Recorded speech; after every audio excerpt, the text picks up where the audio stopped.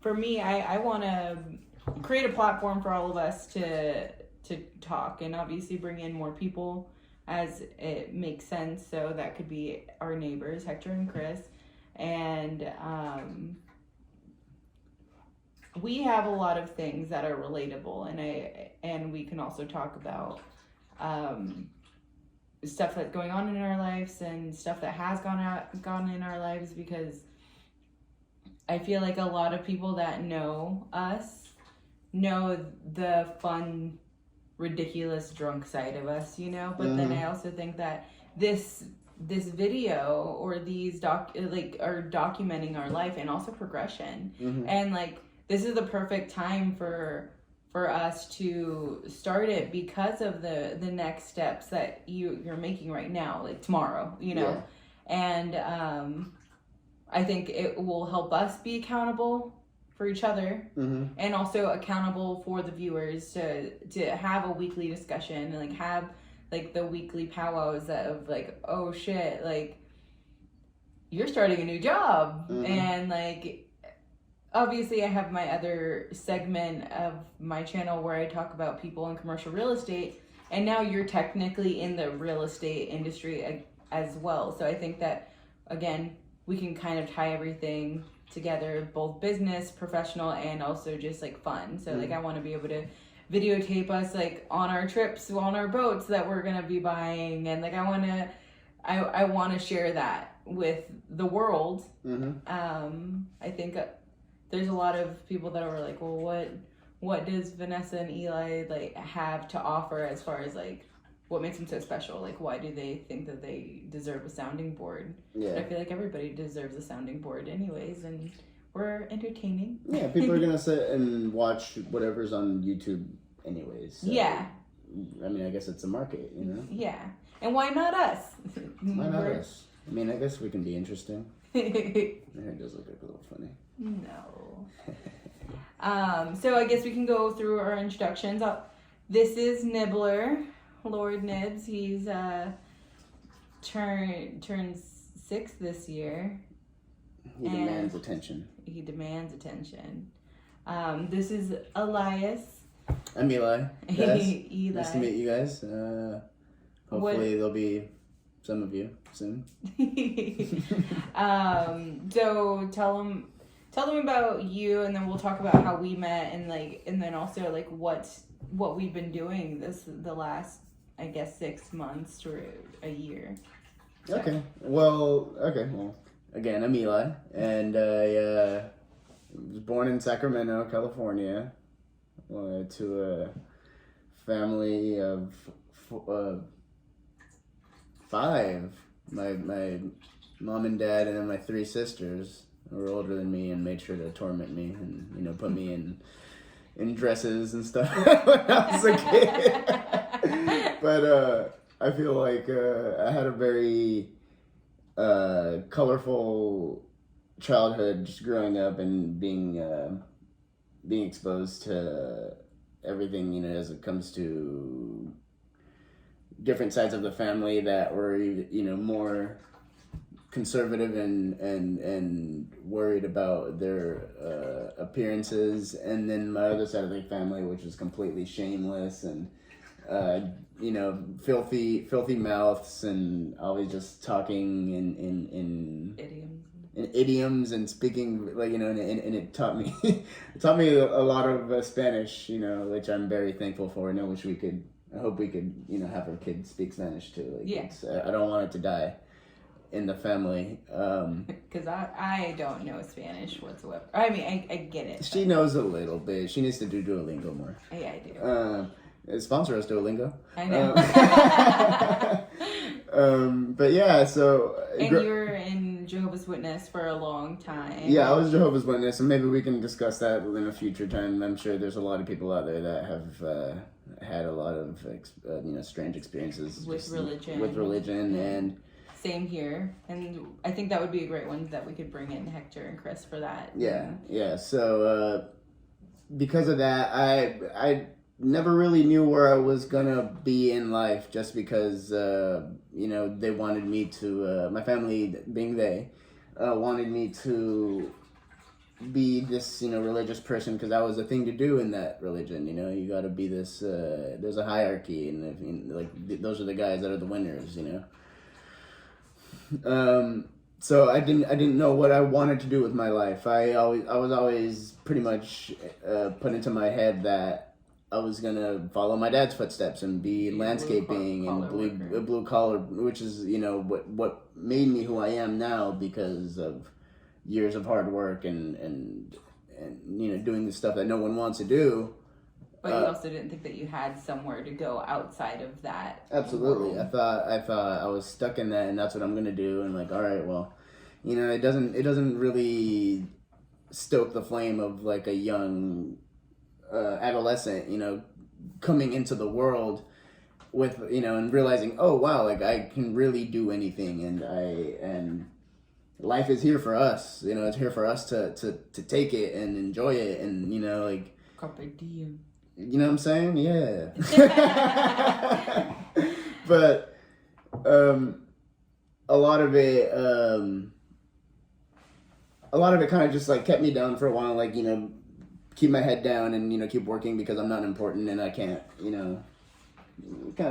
that's a little bit more of an emotional issue on my end too. But it led me to a place where I wanted to do something else and but I didn't have any skills in anything. I hadn't done anything. You didn't think you had skills. You have always had a lot of skills, and I think that's where I came in as a partner, as being an actual partner, and saying, no, you're not dumb. You're a hard worker and you do all these skills, but you just don't have a name for it. You don't have a split up, built up resume with different jobs because you've only had really one job at that point.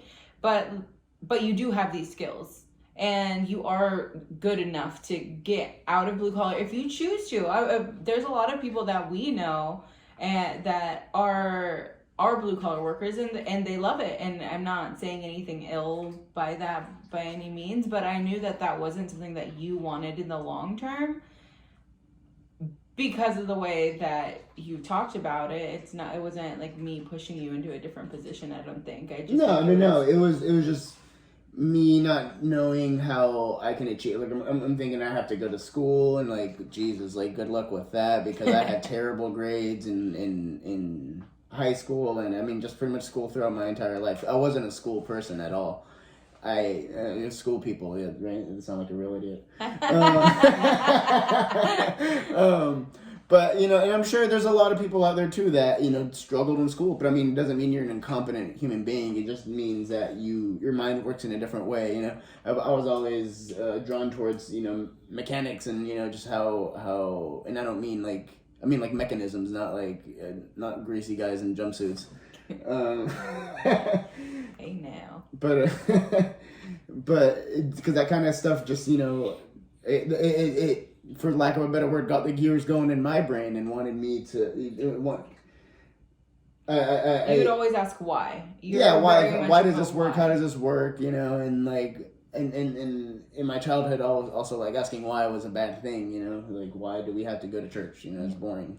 Yeah, you have to, but actually figuring out how stuff works was always a big thing to me, and just when it came down to sitting down and doing homework in school, I was terrible. I hated it. I didn't have I didn't crave I didn't have the energy to want to do that. I'd rather go play drums in the garage or something. Right.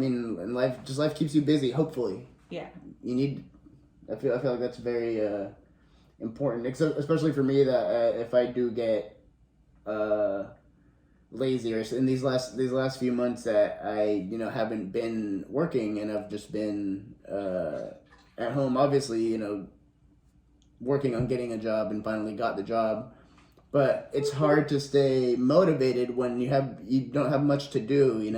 I find myself just cleaning the house like crazy and cleaning the garage and busy work, but that's very important to keep you out of trouble and out of depression. There's a real thing. Yeah. You go into it when you feel like you don't have purpose. So you just oh, well, why should I even get up out of bed, you know? And that's like the biggest thing with like the pandemic this year is that I feel like a lot of people have felt more of that recently because we can't go out. We just flashing back to a couple months ago, we were living in California because he's from Sacramento, I'm from Sacramento, technically Houston, Texas, but primarily Sacramento and the Bay Area for my adult life. And everything was shut down in California. There was multiple, like you guys all know it, there was multiple shutdowns. There's obviously the quarantine, and it was so easy and furloughed. We both kind of got let go like multiple times.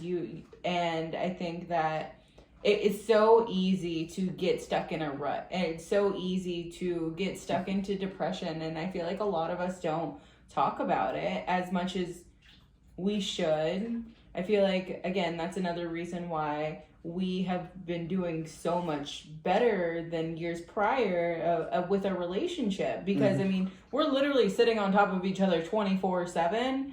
And I think that we've learned so much from each other and learned how to communicate with each other. And if we do get stuck in a rut and we're like, hey, like, I don't feel good. Like, I don't know why necessarily, but I don't feel good and I need to get out of it. So help me get out of it, you know? And I think that we're not perfect by any means, but we're definitely growing to that. And so I am kind of grateful for the pandemic in that retrospect, because a lot of other good stuff happened this year, even though we lost our jobs or we moved states. We made a huge life decision. Yeah.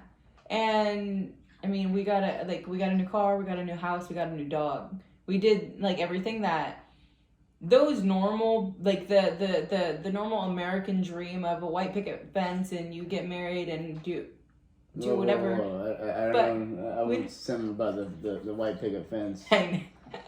But and before I think before each other, we didn't really even think that American dream would have ever fit our lives. I don't think that. Also, that's California minds, you know, because just living out there is so ridiculously expensive. I think it's a crime how like it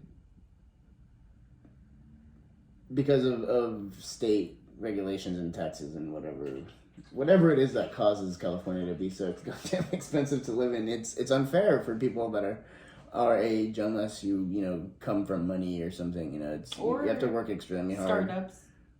Startups and YouTube too, obviously. So yeah, hopefully we're there eventually. I mean, also on the other side of it, tech and like the wealthy people that do live in California, like that all drives up the market because it's whatever someone's willing to pay, right?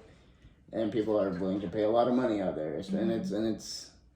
I feel like to an extent it's a bit superficial just to be like, oh, I'm a Californian, not to sound like a bitter Californian, but like, oh, like it's so beautiful here. Like, look at, is it, yeah, it's great. It is a beautiful state, but sometimes there's not so beautiful people, and you can do a lot more living in a state outside of California, and even like extremely close to. I feel like it's just a flex, like on its own, and it really is. Like whenever we meet new people from different states, they're like, "Oh, you came from California," and we're like, "Yeah, we did." But it's not like, I mean, it was a great life. Like I think it was a great life. Everything. We lived in San Francisco. We lived close to the Full House. We did all the shit that you would want, really. Like, and obviously, like, our bank statements showed for it. But, like, it was also worth it. But then now we're able to be an adult and, like, grow and, like, start being more, like, setting our roots, which I don't think that we would have been able to find until now, I mean, it wasn't the most opportune time. Like, none of it was opportune timing whatsoever. We had to you were interviewing for months to try to build a timeline to get us to Texas by November. you did a couple interviews and you got a job and they wanted you here within 2 weeks, and we just had to be like, all right, bite the bullet, let's go. Literally just pick up and go. Just pick up and go. Gave notice. Luckily, our lease was up within that next month or two, so we didn't like have to bite that much of a cost. But I mean, it was still a very expensive and very impulsive decision. Which again, I mean, for the viewers that don't know us, we've had a long history and we've been separated on a couple of occasions, but one of the first times when we broke up, it was because you didn't want to leave Sacramento. Like you would never even consider living in the Bay Area, let alone another state. Flash forward to now, we moved states in 2 weeks. And I can't believe that being here. I can't believe like I ever lived out there. You know, like what. I was destined to come out here or something. You know, there's something about Sacramento that just makes me cringe a little bit. Sorry, Sacramento. Sorry, all my Sacramento friends. But yeah, like just Sacramento is just so. There's better representations of California, you know. And I feel like you also have that mentality of, I remember the type of person that I was when I was living in Sacramento versus like how you are now. Yeah, and like, I feel like I mean, and also that just could be a personal thing, but it's hard to be like ambitious towards anything when I lived in Sacramento. Like, I feel like it was just like everything was just so bleak and no people had that same drive. It was a very small town feel sometimes, especially like with where I went to high school. And the group of people around there, it's like the cringy, like, oh, the kid that never left sorry Sacramento friends the kid that never left the hometown, and although like it's a great life for many of the people that I do know and that do live out there, it's not what I wanted, like I felt like you were stuck there because that's all you've ever known. Is you felt like you were stuck in a blue collar because you were stuck in a blue collar. You felt like you were stuck in a religion whenever you were stuck in a religion for a period of time. And the same thing goes with that city. So I think that, again, breaking that boundary, the first boundary, which was you deciding to leave Jehovah's Witness, and then you choosing to eventually be okay with the idea of leaving the city. And then that also meant being okay to leave your father's company, which you felt a lot of guilt. Like I feel like your whole life is like a lot of guilt, though. Like you have very guilty shoulders, and it's really cool to see the growth that we've had together. And I think that that's another big reason why I want to start documenting it, because again, we can look back on these videos 5 years down the road, or even like later on in the year. So he just got a new job.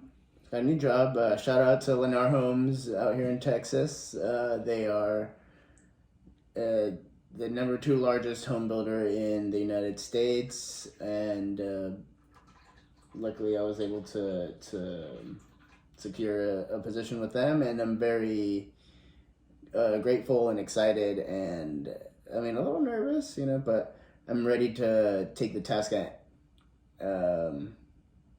front of me and get it done, because this is exactly what I did, dream of.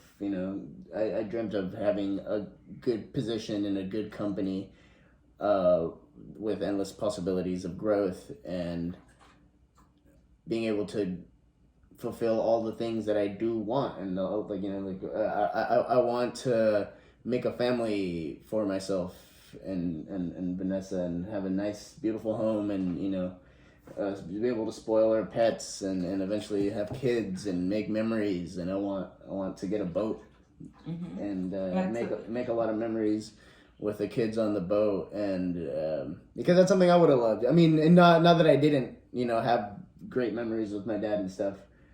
I do, I love my dad to death, but I do hope to fill in and grow where he had his shortcomings, like everyone does. No one's perfect. and fill in the gaps there. Like I need to be an emotional aware, healthy minded person to be able to, go through the bumps of having children, like, and I'm glad I didn't have any accidental children, in my young, life. Bachelor life. Yeah, and I'm glad.